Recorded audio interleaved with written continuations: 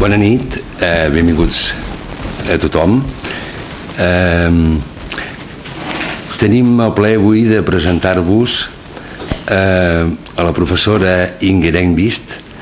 És de Suècia, és hispanista i és experta en l'estudi de diferents sistemes educatius a nivell internacional. El títol de la conferència, La bona i la mala educació, exemples internacionals, té un ampli treball al darrere. Veureu que us donarà una àmplia profusió de dades i amb les paraules que avui dirà d'alguna manera desmunta alguns tòpics potser molt implantats, massa implantats, i que ens es dibuixen una mica la realitat. Benvinguda. Muchas gracias. Xavier Masó farà la presentació d'ella, és un coneixedor de la seva obra. Xavier Masó és catedràtic de Filosofia i president d'ASPEP, Associació Sindical de Professors d'Ensenyament Secundari de Catalunya, i bé, ens farà la introducció de l'obra d'Inger Engvist. Gràcies per ser aquí, bona nit. I bé, sense més, li cedeixo ja la paraula perquè puguem sentir aviat a la Inger, que és el que ens interessa. Gràcies i benvinguts. Hola, bona tarda. Jo procuraré ser també breu, perquè imagino que qui heu vingut a escoltar realment aquí i qui té coses interessants que dir avui aquí és l'Inger Engvist. Ella és professora a la Universitat de Lund, a Suècia, és hispanista de formació, com el dotat del Ramon, i experta i estudiosa de sistemes educatius comparats. No solament en el sentit de comparar externament els diferents sistemes educatius, aquest o aquell, sinó també en estudi intern comparant els resultats d'aquests sistemes educatius per sectors socials, per ètnies, per nivell econòmic, etc. Que jo sàpiga, és una de les primeres veus crítiques que des de la pedagogia va sorgir contra el paradigma hegemònic avui en dia en els sistemes educatius que aquí al nostre país va començar als anys 90 amb la LOCSE, la coneguda com la reforma educativa. Esclar, ella això ja ho havia criticat abans, perquè aquí comença als anys 90, però el seu propi país, a Suècia, per exemple, o d'altres països, molts altres països europeus, els models, els idearis, això que se'n diu entre cometes, la filosofia de la reforma educativa, ja s'havia aplicat a altres països amb resultats absolutament desastrosos, i ella va ser una de les primeres veus crítiques amb aquest tipus de paradigmes. Jo concretament, el primer cop que havia sentit a parlar d'ella, certament, havia llegit alguna cosa, el primer cop que la vaig veure en directe va ser concretament al Parlament de Catalunya, quan a nosaltres ens tocava també a la Comissió d'Educació anar a fer un breu speech, una breu compareixença que se'n deia quan aquí s'estava fent la LEC, la Llei d'Educació de Catalunya. Va donar la casualitat que en el nostre cas jo vaig ser l'últim, i es va acabar tota la sessió, tota la ronda de compareixences de diverses entitats, associacions, etc. I ella era la penúltima, concretament. Era l'últim dia de les compareixences sobre la LEC i és el primer cop que la vaig sentir en directe. Posteriorment l'he coneguda personalment, l'he anat llegint i de veritat que crec que és en el que se'n diria el món de la pedagogia, és una veu fresca, crítica, i que realment té un rigor i un mètode en tots els seus anàlisis, en tots els seus estudis, que diguem que li dona una fermesa i una solvència intel·lectual que realment no tenen molts de la majoria dels apologetes d'unes reformes educatives molt teòriques, molt ideologitzades, però que després al final quan s'apliquen resulta que fracassen, com ens està passant actualment a nosaltres ja des dels anys 90. La Inger, a veure, moltes vegades, després de tots els seus estudis, exposició de dades, etc., acaba amb unes conclusions que són del tot sorprenents avui en dia i per segons qui, sobretot, oi? Quan diu, per exemple, com acostuma sempre a fer, que al final el que es demostra reivindicant l'esforç en l'estudi, és que l'alumne que s'esforça en els estudis tendeix a sortir-li bé, a tenir èxit en els estudis, i l'alumne que no s'esforça tendeix a fracassar en els estudis. Clar, la pregunta que jo faria d'entrada és, i per acabar aquesta breu presentació, seria si això és una veritat que d'entrada en podríem dir que és intuïtiva, o indiciària, és una cosa que tots l'hem sentit a dir moltes vegades, i això ella ho demostra empíricament, amb uns raonaments, amb un contrast, amb una confrontació de dades. Clar, la gran pregunta seria què ha d'haver passat a les nostres societats, què ha d'haver passat als nostres sistemes educatius, com perquè aquestes evidències tan intuïtives com empíricament contrastades encara hi hagi qui les estigui qüestionant i qui estigui negant una realitat que a la pràctica hauríem de dir que és esfereïdora, i és que els nostres sistemes educatius, el nostre sistema educatiu no funciona. Com pot ser que qüestions tan elementals s'estiguin discutint? Bé, jo crec que doncs, la Inger ens pot ajudar molt avui a donar-nos una resposta. Què és el que realment ha passat? Què és el que realment no es vol veure? Què és el que no es vol dir? Jo ja doncs, acabo aquesta petita presentació i li cedeixo la paraula a la Inger, que és qui realment doncs, ens explicarà l'entrellat de tot això. Inger, tens la paraula. Gràcies. Muchas gracias por estas palabras tan amables. Es un gran placer estar aquí en BIC y hablar de educación, que es mi tema favorito. Lo que he pensado hacer es hablar de 4 factores. Voy a hablar, gran sorpresa, de alumnos, de profesores, de padres y del papel del Estado en el proceso de educación. Así que, gran sorpresa.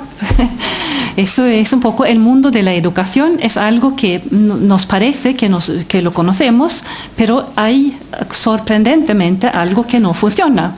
Pensábamos que esto de la educación estaba algo arreglado, que funcionaba porque funcionaba, y resulta que no. Y entonces el problema es por qué no funciona, por qué hay algo que aquí que ya no es como antes.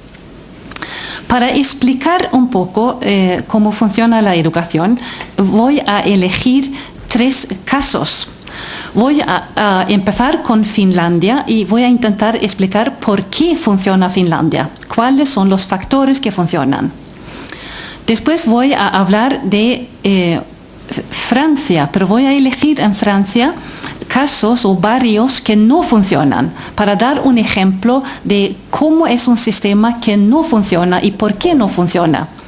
En Francia otros barrios funcionan estupendamente, pero algunos no. Y después voy a terminar el viaje en California. Y lo que voy a mostrar allí es que un mismo sistema con los mismos profesores y las mismas exigencias estatales producen efectos muy diferentes en los alumnos según si se esfuerzan los alumnos y si los padres apoyan la educación y a los profesores. Gran sorpresa otra vez. Les guardo alguna sorpresa, pero muchas cosas son conocidas. Bien, empezamos con Finlandia, que es el país vecino de Suecia. Y es como la hermana menor de Suecia, que tiene la mitad de la población de Suecia. Y en otras épocas Suecia siempre era el país más grande, más rico, más moderno, más todo. Pero últimamente los finlandeses nos han ganado en educación, en PISA. De vez en cuando nos ganan en hockey sobre hielo, y eso es tan importante como PISA, pero nos defendemos. Esta vez, el último campeonato, nos defendimos. Bien. ¿Qué es lo que funciona bien? Y vamos a empezar con el nivel preescolar, que en Finlandia es entre los 6 y los 7 años de edad. El nivel preescolar es nuevo en Finlandia, pero es realmente preescolar. Es decir, no es para enseñar directamente a leer y a escribir, sino es de preparación para aprender. Así que lo que hacen es mejorar mucho el vocabulario de los alumnos. Les leen muchos cuentos para que se acostumbren a escuchar y a interesarse por la lectura y a concentrarse. es para que los niños aprendan a estar quietos cuando hay clase. Es para que los alumnos aprendan a pedir la palabra para hablar en clase de manera cortés. Preguntar de manera cortés y contestar de manera cortés. Es para que aprendan a organizar sus cosas en el banco y trabajar de manera ordenada, sentarse correctamente en el banco, tener el lápiz de manera correcta en la mano, etc.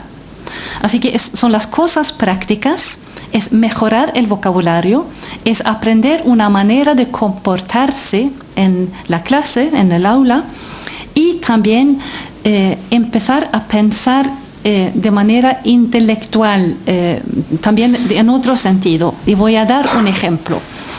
Pueden utilizar, por ejemplo, una casa de muñecas y después poner en un papel el dibujo de la misma casa de muñecas. Y después ponen en la casa de muñecas, por ejemplo, una sillita o una pequeña una mesa o lo que sea. Y después dicen a los niños, aquí ves, ahí está la mesita. Si yo debo dibujar la mesita en el dibujo, ¿dónde la pongo? Es decir, es una manera de empezar a pensar de manera simbólica, de usar la mente y no solamente los ojos, y también a decirles a los niños que el trabajo escolar es mental, es pensar, es ver, es manejar símbolos. Eso es preescolar. Después es muy importante, y como no lo iba a hacer, el nivel de la primaria. Y si ahora con primaria me entiendo los 3 primeros años. Se da mucho énfasis en la lengua. La profesora, la maestra, habla con mucho cuidado, se aumenta el vocabulario, se les lee a los niños aprenden a escribir y a leer, y se supone que el primer año se termina el proceso de aprendizaje de leer y también en parte de escribir. Es muy sistemático. Los profesores suelen usar el mismo método, empezar con las mismas letras y avanzar del mismo modo. Muchas veces también trabajan con una tarea en la casa y simplemente o en primer lugar para enseñar a pensar en la tarea. La tarea puede ser escribir 10 palabras o puede ser leer de manera fluida una sola oración, o puede ser hacer un pequeño dibujito. Es aprender la costumbre de pensar que hay tarea. Y hay tarea el lunes, el martes, el miércoles y el jueves. Así que los padres no necesitan preguntar, ¿tú tienes tarea? Si es martes, el alumno tiene tarea. Y la idea es que el alumno se acostumbre a pensarlo. Así que no es el volumen, sino es la buena costumbre. Es muy conocido también en el sistema finlandés el uso de profesores de educación especial. Si un alumno tiene algún retraso por el motivo que sea, el profesor de la clase puede pedir a su colega de educación especial que trabaje con cierto alumno. Este tiene un pequeño retraso de matemáticas, esto es lo que no sabe hacer. Este va muy lento en lectura, necesita un poco de ayuda. La idea es incorporar al alumno tan pronto como posible en el grupo.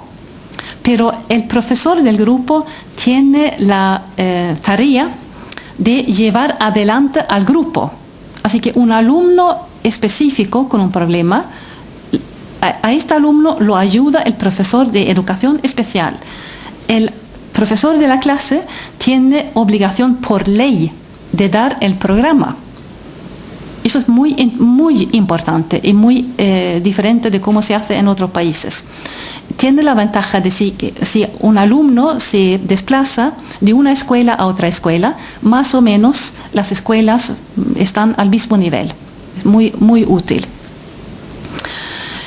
Después, si uno lee el currículo finlandés, es muy práctico. Se dice, un profesor entiende perfectamente qué es lo que se supone que estos niños deben saber hacer. Además, para la ESO, suelen decir que tienen un sistema de notas de 0 a 10. Por debajo de 4 es suspendido, después empiezan el notable y el sobresaliente. Típicamente en el currículo dice que para la nota 8 en química, en el 8º año, por ejemplo, el alumno debe saber esto. Yo diría que esto es muy útil para un profesor. No es el alumno especial que lo sabe todo, sino un buen alumno, pero que no lo sabe todo. Debe saber esto en mi materia en tal momento del año escolar. Eso es muy útil. Así que hay una regularidad. También hay algo especial con el currículo finlandés para la escuela obligatoria, y es que es bastante concreto también en otros sentidos. Y quizás más fácil entenderlo en las materias no teóricas. En música se dice, el alumno debe saber cantar canciones tradicionales, himnos religiosos, el himno nacional, y así, casi una pequeña lista. Se entiende lo que debe saber el alumno. El alumno debe conocer los nombres y las composiciones más importantes de ciertos compositores. Está relativamente centrado en Finlandia, en la escuela obligatoria, y después más en otros países en el bachillerato. ¿Por qué logran buenos resultados en PISA? Eso tiene que ver en parte con lo que hacen en la ESO, que es la etapa más difícil. Ya hemos dicho lo de la educación especial, que funciona también en la ESO. También es importante que tengan 2 opciones después de la escuela obligatoria. Y la una es una formación profesional muy atractiva. Esto realmente es una gran diferencia entre Finlandia y la mayoría de los países occidentales. Logran atraer a entre 40 y el 50% de los alumnos hacia la formación profesional, porque son profesiones interesantes, modernas, el diseño de web, el diseño de ropa, la manutención de los yates, el cuidado de los caballos, así que es casi como ocupaciones de ocio, pero se puede vivir de eso. Y esto hace que los alumnos con un interés limitado por las cosas teóricas aguantan a los 14, a los 15 años, porque saben que pronto empieza la libertad. Entonces aguantan y terminan la enseñanza obligatoria.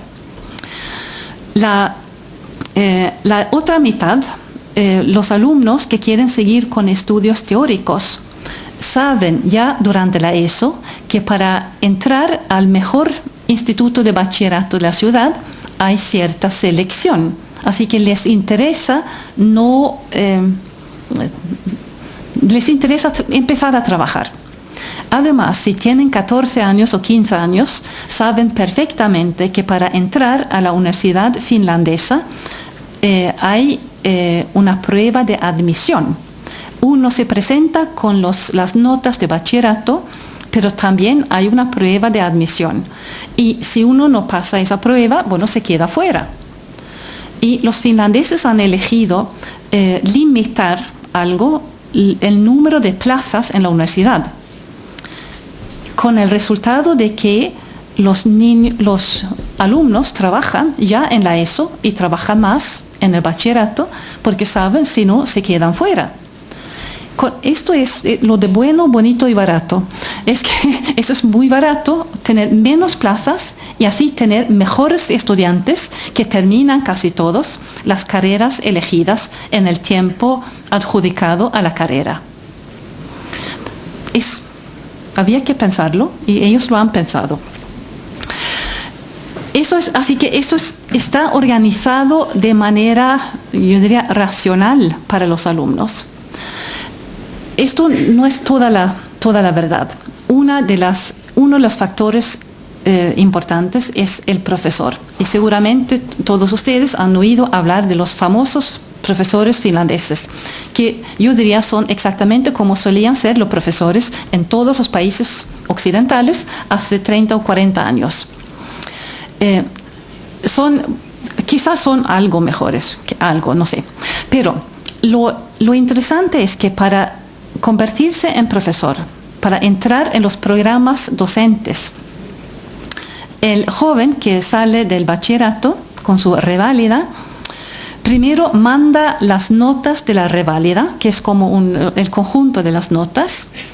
Después manda las notas de los exámenes de reválida, que hay pruebas especiales, que son como mínimo 4.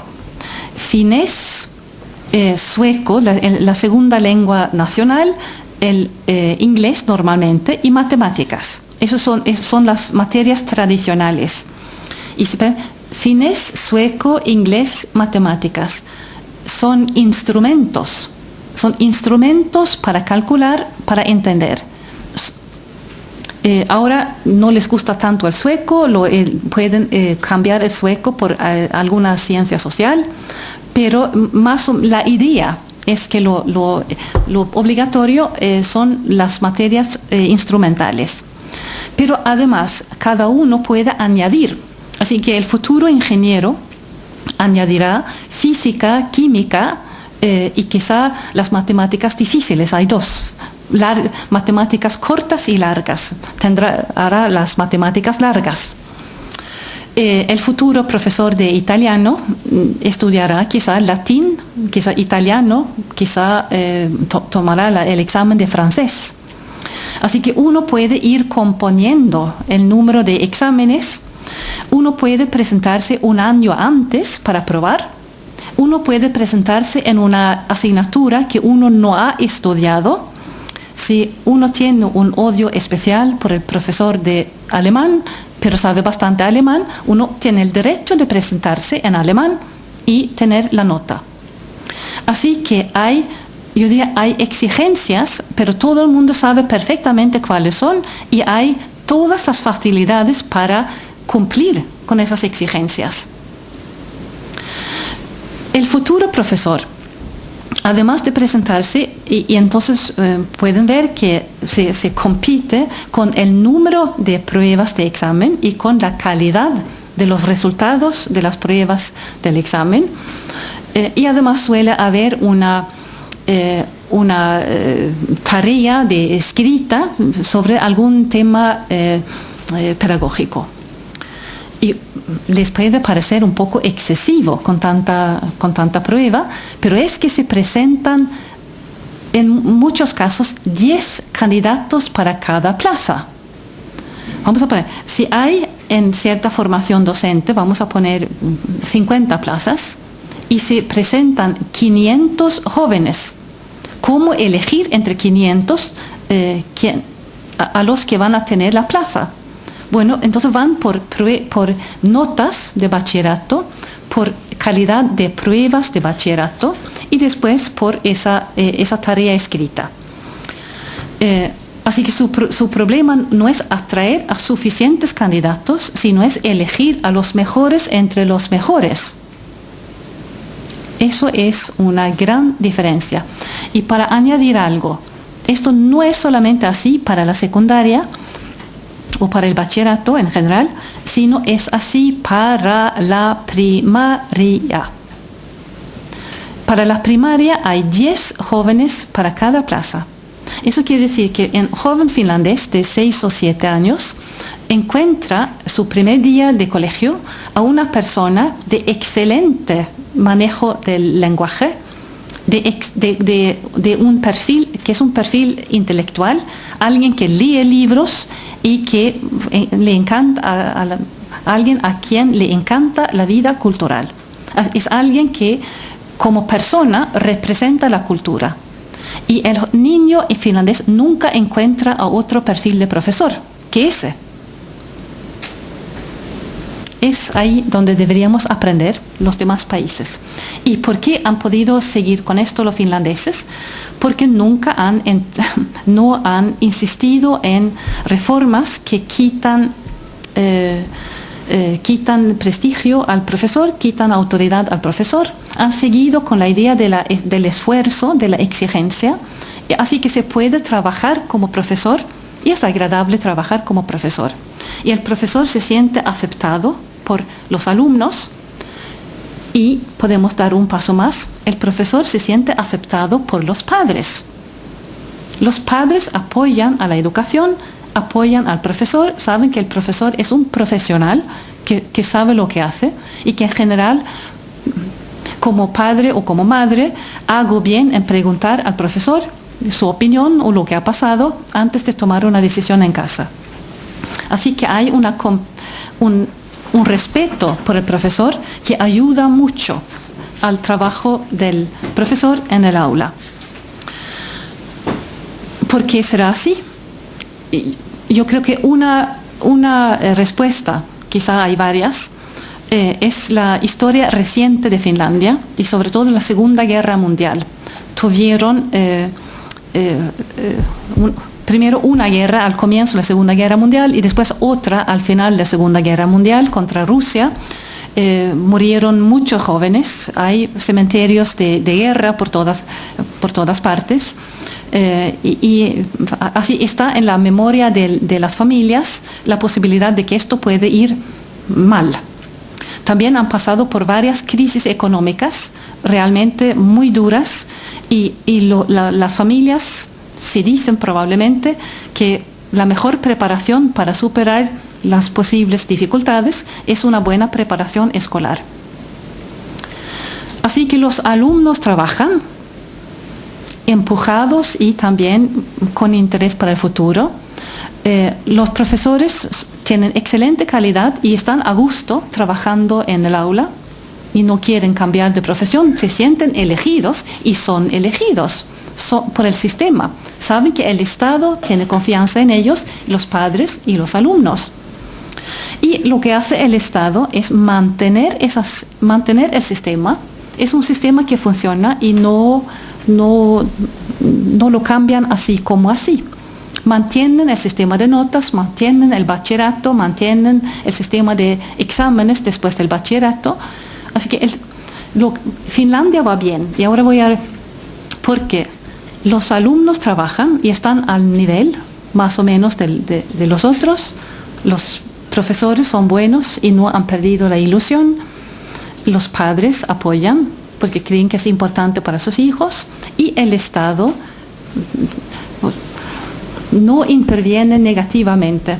Yo en una ocasión les pregunté a los responsables en Helsinki, la capital, pero ¿por qué habéis logrado esto en Finlandia cuando otros países no lo han logrado? Y me dijo, bajando la voz, que es porque hay tantos pequeños partidos en Finlandia y habían estado ocupados los políticos con sus rencillas y con sus alianzas, así que habían dejado en paz la educación. Esto puede ser una explicación. Por eso va bien Finlandia. Y no es porque, como he visto en España, la explicación sería que es un país tan al norte, tan frío y tan oscuro que la gente no tiene otra cosa que hacer que estudiar. Esta no es la explicación, sino son otras. Si miramos entonces lo contrario, y podríamos elegir cualquier país prácticamente en Europa, en este caso he elegido a Francia porque conozco muchos casos. Y no voy a hablar de los casos en que funciona bien de manera similar, que también hay colegios y sitios así, sino voy a mostrar a través de unos ejemplos prácticos cómo se ve desde el punto de vista del alumno y de la familia y del profesor cuando el sistema no funciona. Voy a empezar con una investigación que es de Belfort, cerca de la frontera con Alemania, y una investigación que se hizo durante 10 años por parte de un etnógrafo que conversó con 4 chicos varias veces al año durante estos 10 años. Todos eran segunda o tercera generación de inmigrantes en un barrio en que había sobre todo inmigrantes. Y cuando los encuentra por primera vez tienen alrededor de 15 años. Y son 4 chicos alegres, contentos, dicen que les va muy bien en el colegio, no hay problema. Algunos años más tarde están en un instituto de bachillerato, tienen algo más de problemas, dicen que no es tan fácil, que otros alumnos saben un poco más, pero siguen con el método o la táctica que habían empezado a utilizar en la ESO, que era hacerse amigo del profesor y negociar. Que es decir, pero ¿por qué tienen que ser 10 páginas? Si son 4, pero muy buenas, ¿por qué no? ¿Por qué tiene que ser el martes? No es igual el viernes o el martes la semana próxima. A ti no te da igual. Y etcétera. Negocian, cambian, argumentan y mal que bien salen con el bachillerato. Después, en este caso, se inscribieron, se matricularon en una universidad local. Y allí no estaban absolutamente perdidos. Decían al investigador que es pura suerte si uno aprueba. No compraron los libros, porque decían, pero si es suerte, bueno, porque vamos a comprar los libros. Y tampoco sacaban una tarjeta de la biblioteca y cuando se acercaban los exámenes, el investigador dijo, pero os voy a ayudar, ¿cuál es la ayuda que más necesitáis? Y daban largas y se dio cuenta de que en realidad no sabían estudiar, no sabían qué hacer. Estaban acercándose al momento en que tenían que admitir eso ante sí mismos.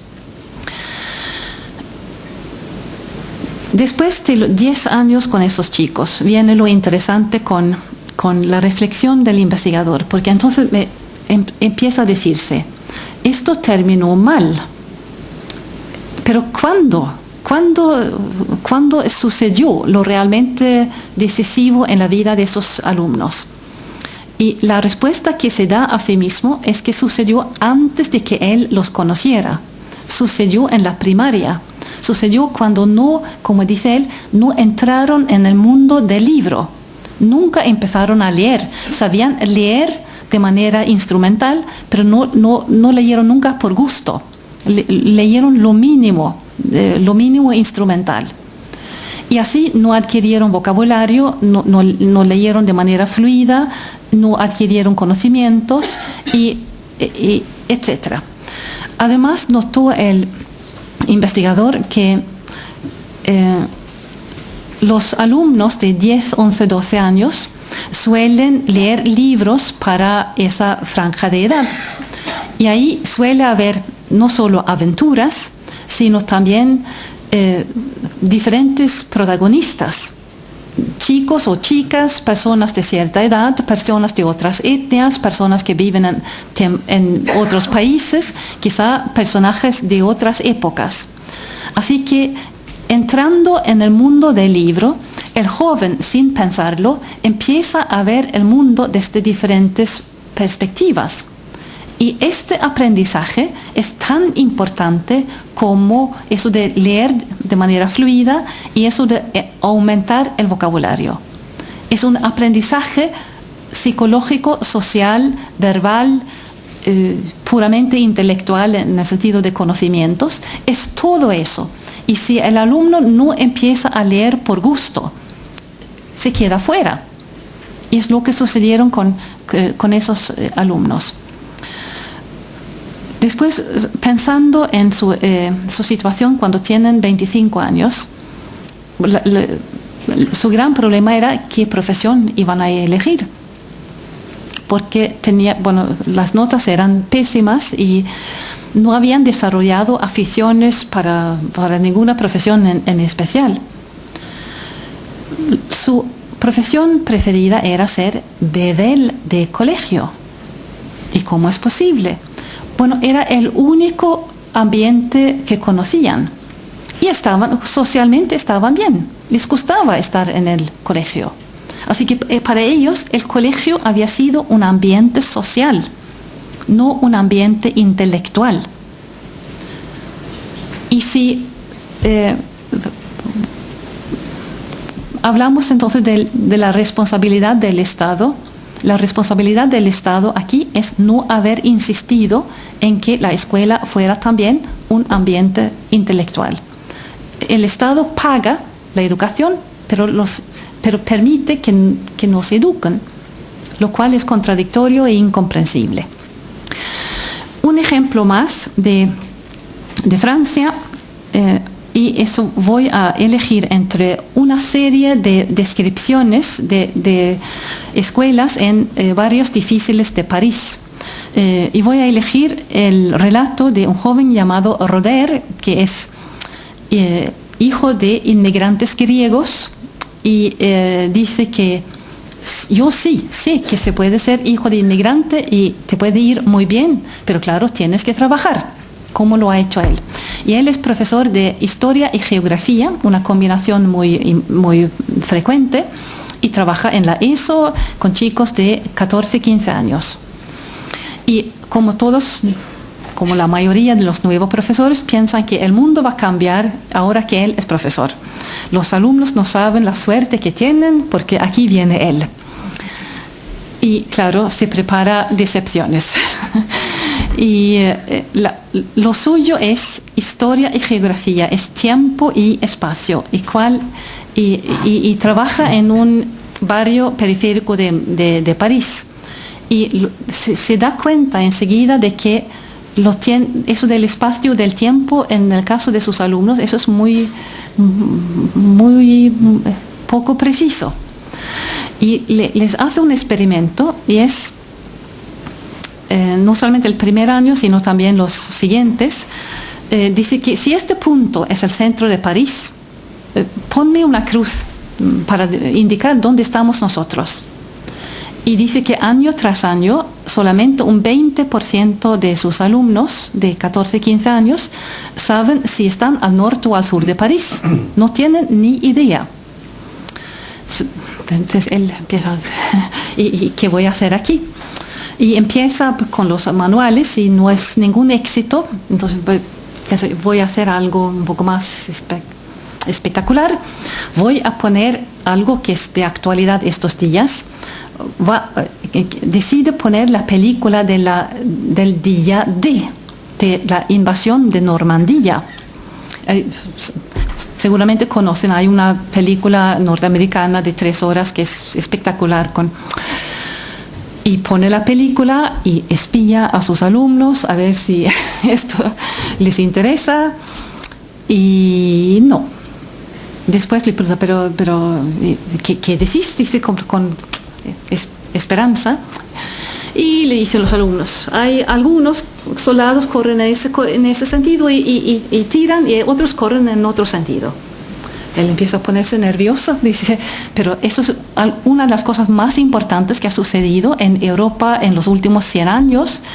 No es simplemente cuestión de correr. Dicen, no les impresiona.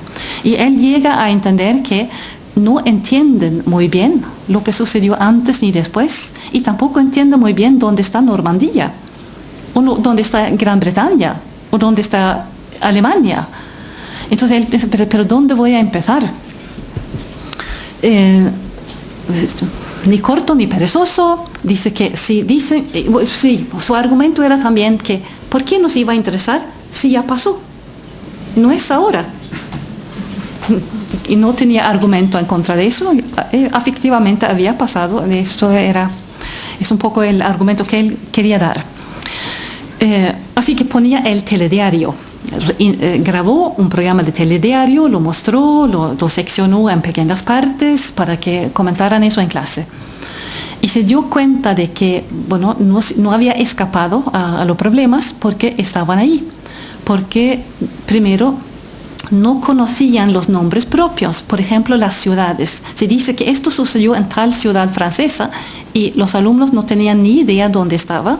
No les interesaba porque no tenían ninguna conexión con el nombre de la ciudad. Tampoco conocían los nombres de los presidentes o los ministros o de las personas conocidas, porque no solían ver el telediario.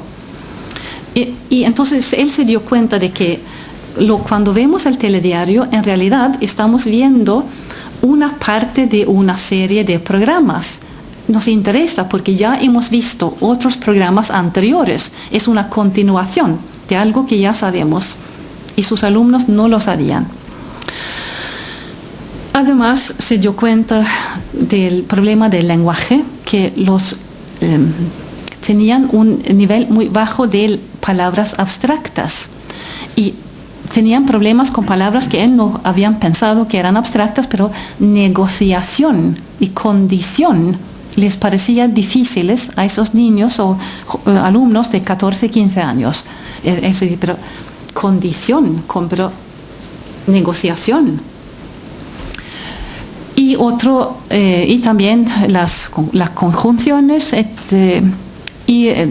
Un chico le sorprendió diciendo que él nunca se preocupaba por las palabras largas. Así que por eso quedaban fuera los adverbios en general, porque eran demasiado largas. ¿Qué importa? Y lo que dijo el profesor al final es que ¿qué pasa con sus alumnos? ¿Y cuándo sucedió el problema? Y él da la misma respuesta. Algo sucedió en la primaria. En la primaria deberían haber aprendido la geografía, primero de Francia y de Europa, por ejemplo. Deberían haber aprendido las pautas fundamentales de la cronología histórica. Deberían haber mejorado mucho su vocabulario. Deberían haberse acostumbrado a escuchar cuentos, a escuchar textos más largos, etc.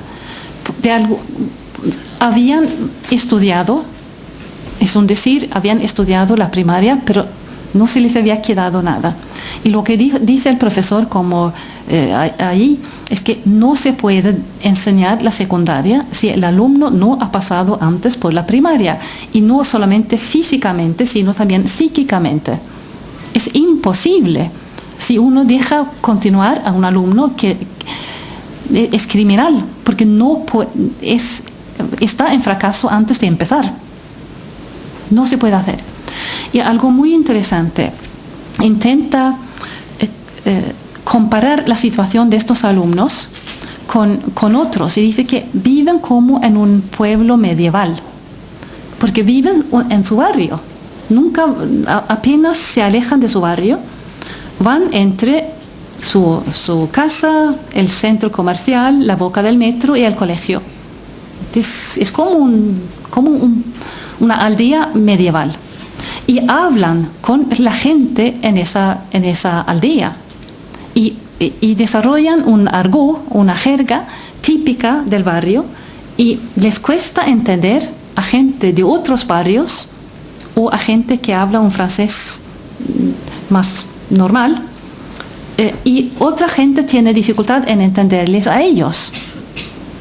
Es decir, que pues se puede comparar con una aldea medieval o con un niño muy pequeño que todavía no ha empezado a leer, porque su mundo es oral. Reciben las noticias importantes de sus compañeros. Es una vida oral, aunque tengan televisión en casa, tengan internet, etcétera, pero es que no toman informaciones realmente importantes para su vida de lo escrito, sino viven una vida oral. Y lo que dice el chico y ese autor y otros es que aquí el más culpable es creer el Estado. El Estado paga, pero después se despreocupa por lo que pasa. El Estado debería respaldar al profesor y el Estado debería exigir que si esto se paga, ellos tienen que estudiar. La inversión de un año de estudio para un solo alumno es algo de como 8.000 o 10.000 euros por año, y aquí ellos tienen una escolarización quizá de 11, 12, 13 años, a multiplicar por esa suma. Y en Francia dicen que hay como 200.000 alumnos por año que dejan los colegios en esa situación. Igual pasa en otros países. Francia no es peor que otros países, es un ejemplo de lo que pasa. Así que esto es muy caro, es horrible para la sociedad y es horrible para los alumnos, es horrible desde todos los puntos de vista. Y hay una periodista francesa que dice que eso es un pacto inmoral frente a los estudiantes. Y pacto, dice pacto, porque las personas que deberían saber mejor, profesores, políticos, padres responsables, deberían haber reaccionado, deberían haber prohibido que esto siga así, porque esto es así desde hace 20, 30 años y no sucede nada. Se da más dinero, pero esto no se arregla con más dinero. El ejemplo he elegido, es decir, ¿por qué no funciona la educación en este caso? Porque los alumnos no realmente estudian. Están en el colegio físicamente, pero no estudian. Los padres, como habrán oído, los padres están ausentes en esta presentación del resultado. Los profesores están presentes también, pero con una chaqueta, pensando cómo voy a escapar. Esa es una situación imposible, con desilusión. Y, otra vez, otro ausente es el Estado, que no cumple con sus funciones, con la disculpa de haber pagado. Así que por eso he querido contraponer Finlandia y estos casos. He visto el ejemplo francés desde el punto de vista del alumno. Quiero terminar con California y voy a hacer un ejemplo más rápido. Lo interesante con California es primero que es como un país europeo, más o menos como España en población. Tienen un sistema escolar estatal, obligatorio, gratuito y todo esto, así que es obligatorio seguir estudiando hasta los 18 años de edad, terminar la high school. California es una parte atractiva, exitosa, con el cine, con aviones, con la informática, con Google, y así que económicamente le va bien a California. Debería ser un lugar muy atractivo de vivir y de educarse. Tienen 10 grandes universidades estatales muy admiradas en el mundo. ¿Por qué, si es obligatorio, gratuito y absolutamente necesario para obtener un trabajo, por qué no todos los alumnos aprovechan esa posibilidad? Hay muchos estudios sobre el caso californiano y voy a comprimir esos estudios y centrarme en particular en uno de un señor llamado Steinberg, que ha mirado a 10.000 estudiantes de high school para ver cómo piensan y cómo actúan. Y en California hay 4 grupos que tienen diferentes actitudes frente a la educación. Están los hispanos, muchas veces de origen centroamericano o mexicano. Están los afroamericanos, que muchas veces se han mudado a California por los años 30-40.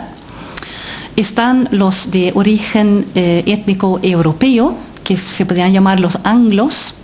Y están los asiáticos, que pueden ser japoneses, y entonces llegaron las familias al comienzo del siglo XX, o pueden ser coreanos del sur, chinos o vietnamitas, y entonces han llegado relativamente recientemente. Lo interesante con los grupos no es la etnia, sino es la actitud frente a la educación. El sistema estatal es el mismo, las obligaciones son las mismas, las leyes son las mismas, los profesores son los mismos, pero ¿cómo es posible que sea diferente el resultado? Bueno, los dos factores que nos quedan es el alumno y los padres. Por eso sirve para mirar de más cerca la importancia del esfuerzo del alumno y de la actitud de los padres. A quienes les va peor es a los suyos y a los míos, los hispanos. Cuando se pregunta a los alumnos hispanos o hispánicos, ¿es importante terminar la high school? Dicen que sí, pero con un pero. Dicen que conocen a mucha gente que no ha terminado la high school y, bueno, viven y no sucede nada. ¿Y qué hacen? Y lo más llamativo es que se mudan de casa. Se mudan. Y hay razones. Una es que algunas familias trabajan con las cosechas y se mudan con las necesidades de trabajo de los padres. Otros están recién llegados al país y no han encontrado una vivienda estable. Otros no tienen los papeles en regla y que quieren alejarse de las miradas de las autoridades. Así que por varias razones se mudan mucho. Y eso, lo que nos importa aquí es que esto crea un caos en el estudio de los hijos, porque no terminan el año escolar, no siguen el año próximo en la misma escuela. Y en los peores ejemplos, como leí sobre un colegio en el centro de Los Ángeles, un 40% de los alumnos cambian de escuela cada año lectivo. Eso para un profesor es una pesadilla. Empiezo con 30 y un mes más tarde se me han ido 2 y han venido 3. Un mes más tarde se han ido 4 y han venido 2. Es que es imposible.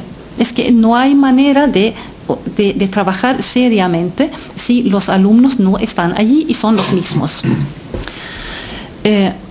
Después le pregunto, así que eso es lo más llamativo, que para la familia, eso de la economía de los padres, el trabajo de los padres, conseguir suficientes ingresos por parte de los padres, eso tiene prioridad ante la educación de los hijos. Los afroamericanos piensan más o menos de manera igual. Y pregunta, pero ¿sería importante terminar la high school? Y la mayoría dicen que sí. Pero dicen, por mi parte voy a ser cantante de rap, así que tampoco es muy importante. O van a ser jugador de baloncesto, o van a hacer otra cosa. Así que tienen sueños que tienen que ver con la televisión o con el mundo del entretenimiento. Pero se mudan mucho menos, muchos más de ellos se quedan en el mismo colegio hasta el final, así que les va mejor. Después vienen los anglos. Y preguntan, ¿sería importante terminar la high school? Y dicen, sí, si no, mamá se pondrá triste.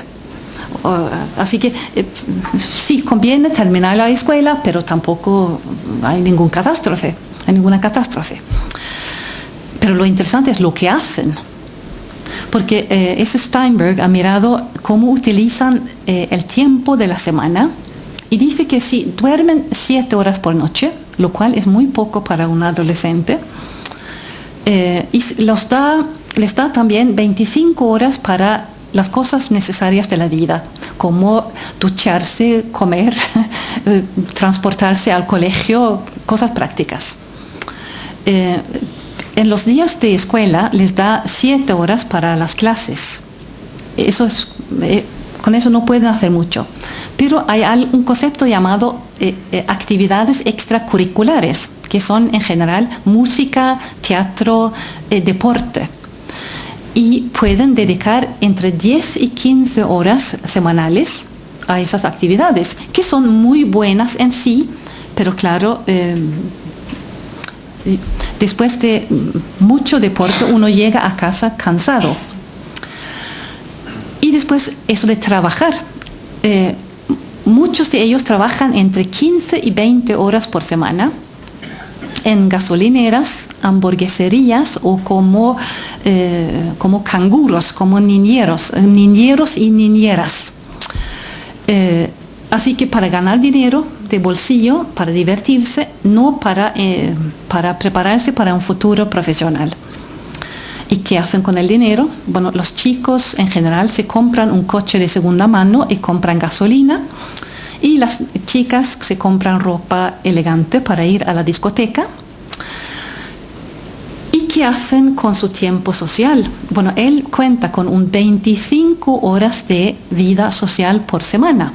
¿Y qué entiende por vida social? Hablar por teléfono, chatear, quedarse en el aparcamiento, hablar con los amigos, ir a una cafetería, preparar la fiesta de fin de semana, ir a la fiesta de fin de semana, discutir lo que pasó durante la fiesta de fin de semana, etc.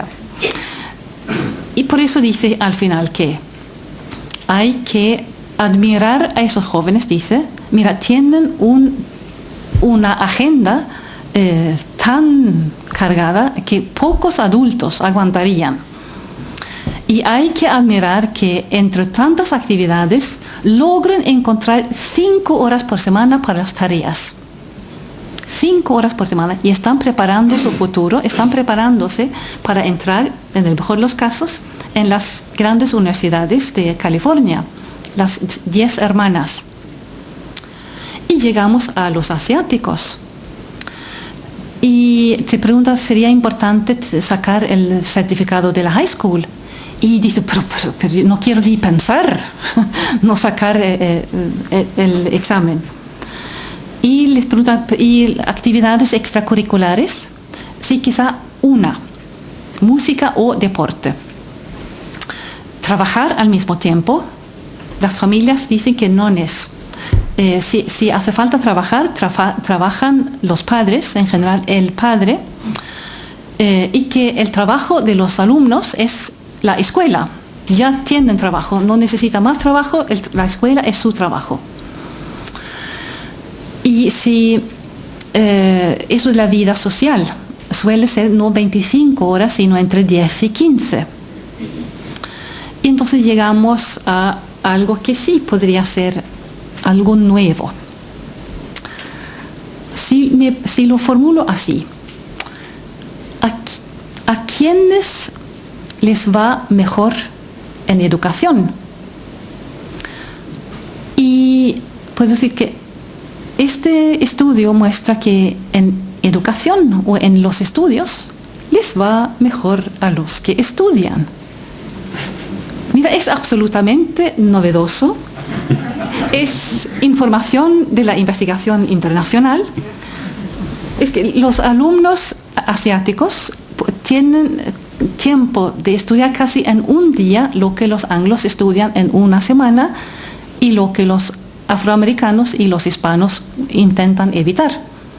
Bueno, ¿quiénes se llevan las mejores notas? ¿Quiénes entran en grandes cantidades a las universidades de prestigio? Realmente es un misterio pedagógico es muy interesante. Así, la relación entre padres y profesores, el típico padre asiático viene a todos los encuentros con los profesores y pregunta, mi hija no tiene la nota más alta de química, ¿qué es lo que le falta? Y si le falta algo, bueno, intenta aprender eso, y si hace falta le pone un profesor particular para que aprenda, porque la meta es tener la nota más alta. Y con eso no puede competir alguien que se dedica a divertirse, a pasarlo bien, a pensar en the prom o lo que sea. Y otra vez, el ejemplo es que la diferencia está en lo que hacen, el esfuerzo de los alumnos y la actitud y el apoyo de los padres, porque el Estado pone lo suyo y los profesores están allí trabajando, queriendo que todo el mundo salga adelante. 2 o 3 cosas más y después termino. Es que el ejemplo californiano nos muestra que circulan algunas contraverdades. Se dice, por ejemplo, por ahí que un alumno inmigrante lo tiene tan difícil que pobre él, se puede entender que va a tener un resultado muy, muy mediocre. Pues no, porque le puede ir mal o le puede ir mejor que a todos los demás. Tenemos el ejemplo de que le va mal o le va muy, muy bien. Así que no es ser inmigrante. O pueden decir que viene con una lengua tan difícil, papapam, pero en este caso, para los que hablan español, aprender inglés es mucho más fácil que venir de una lengua asiática, que es mucho más difícil. Así que no es la cercanía de las lenguas tampoco. Alguien podría decir, pero en esta escuela no hay suficiente apoyo lingüístico. Pues en California casi todo el apoyo lingüístico va para los estudiantes de español y no para los estudiantes de chino. Así que esto tampoco. ¿Y qué piden los estudiantes asiáticos como clases extras, si es que piden clases extra? Bueno, quieren matemáticas e inglés, porque ellos quieren lo que es útil para entrar a las grandes universidades. Tienen muy clara la meta. La meta es esa. Y hay otra cosa que circula, es la idea de que depende del nivel económico de los padres. Pues no. Seguramente entre los grupos, de manera en promedio, los que mejores ingresos tienen son los anglos. Y les va bien, pero les va mejor a los asiáticos. Así que no es únicamente el nivel de ingresos de los padres. Hasta podría ser peor, porque si los hijos ya lo tienen todo, si viven en una casa bonita y si la familia tiene 2 coches y si tienen la ropa que quieren de marca, bueno, se sienten relajados, pero ¿qué prisa hay? Eso lo aprendería en otra ocasión. Quizá es más difícil si lo tienen todo y más fácil si para la familia y para el joven todo está por ganar, todo está más adelante. Así que no. Tampoco si pensamos en lo de nivel cultural, también en promedio los padres anglos tienen un nivel cultural más alto y muchos de los asiáticos han venido sin estudios superiores, pero vienen con el sueño de que sus hijos salgan adelante. Y seguramente han oído el dicho argentino, mi hijo el doctor.